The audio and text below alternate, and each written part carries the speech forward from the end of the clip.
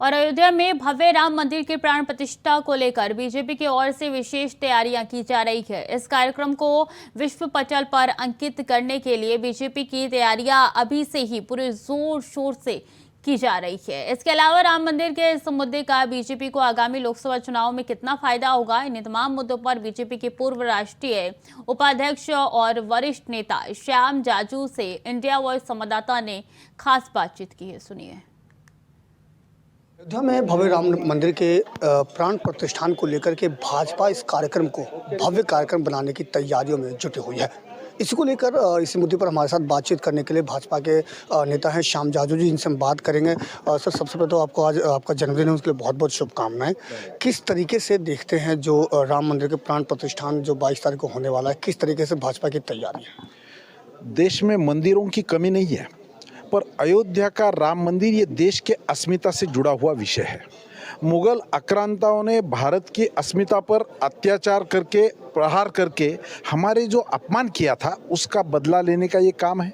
पूरे हिंदू समाज की, पूरे भारतीयों की, देशभक्तों का अपमान का बदला इससे हो रहा है। और मुझे ऐसा लगता है कि करोड़ों सालों से हमारा जो सपना था, जिसके लिए हमने संघर्ष किया, लाठियाँ खाई, जेल में गए लोग, वो सपना हमारा पूरा हो रहा है। तो 22 जनवरी को मोदी जी के हाथ से जिसका उद्घाटन हो रहा है और पूरा देश का सबसे बड़ा तीर्थाटन वाला क्षेत्र जो अयोध्या बनने वाला है, तो इसलिए बहुत बड़ी तैयारियां हमारी चल रही है। मैं तो उस भाग्यवान लोगों में से हूँ। मेरी माताजी और मेरा छोटा भाई 92 के कार सेवा में वहाँ सहभागी हुए थे और अभी मंदिर की व्यवस्था और बाकी सब तैयारियों के लिए 13 तारीख से 22 तारीख तक मैं भी वहीं पर रहने वाला हूँ। भारतीय संस्कृति की जो एक झलक है राम मंदिर से देखने को मिलती है। भाजपा ऐसा क्या और विश्वव्यापी कार्यक्रम करने की तैयारी में है ताकि देश भर में नहीं, विश्व पटल पर इसका जो एक बेहतरीन उदाहरण पेश किया जाए? रामायण, भगवान प्रभु श्री रामचंद्र जी, वहाँ पर उनके नाम से होने वाला वहाँ का एयरपोर्ट, ये सब भारत के अभिमान के विषय है। और ये मोदी जी के कार्यकाल में उज्जैन का होता है काम, वो काशी बनारस का होता है, ये जम्मू कश्मीर का नया रूप लोगों को देखने को मिलता है, बनारस का नया कॉरिडोर बन गया है। ये सब बातें इस देश के लोगों को अच्छी लगती है, इस देश की धार्मिकता, पवित्रता, आध्यात्मिकता को बढ़ाती है। अभी आपने एयरपोर्ट बोला, एयरपोर्ट का नाम भी हाल ही में बदला गया है वहाँ पर, तो उसे किस नज़रिए से देखा जाए? आखिरकार क्या ऐसी वजह रही जो एयरपोर्ट का नाम बदलना पड़ा?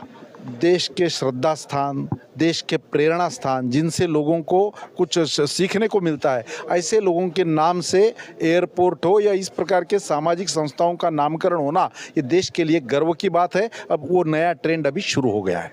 अगर हम बात करें 2024 में राम मंदिर और 2024 में ही लोकसभा चुनाव होने वाले हैं, क्या लगता है कि भाजपा के लिए ये राम मंदिर का जो मुद्दा है 2024 में कितना फ़ायदेमंद साबित हो सकता है? ऐसा है, मंदिर का विषय हमने कभी राजनीतिक तरीके से नहीं देखा है। वो इस देश के अस्मिता का विषय है, उस प्रकार से हमने उसको देखा है। पर स्वाभाविक रूप से लोगों को ऐसा लगता है कि ये मोदी जी के नेतृत्व में ही संभव है, इसलिए हमारा 24 का रास्ता प्रशस्त हो गया है। लोग मोदी जी की ओर को 22 तारीख के लिए 22 तारीख का अयोध्या का राम मंदिर का ये काफ़ी सालों का सपना हिंदुओं का पूरा हो रहा है। पूरे देश में उसका एक नया उत्साह है, नई रौनक है। हर गांव से एक एक ईंट जाकर वहां पर लोगों की एक इमोशनल अटैचमेंट जुड़ी है। और मुझे ऐसा लगता है कि आने वाले दिनों में पूरे विश्व का सबसे बड़ा तीर्थाटन करने वाला क्षेत्र अयोध्या साबित होगा और वो हमें प्रेरणा देता रहेगा। ये हमारा श्रद्धा स्थान है। ये थे हमारे साथ भाजपा के वरिष्ठ नेता श्याम जाजू, जिन्होंने बताया कि किस तरीके से भाजपा न केवल इस मुद्दे को लेकर के आने वाले समय में तैयारी में है, बल्कि लोकसभा चुनाव में भी काफ़ी हद तक इस मुद्दे का भाजपा को फ़ायदा होने वाला है।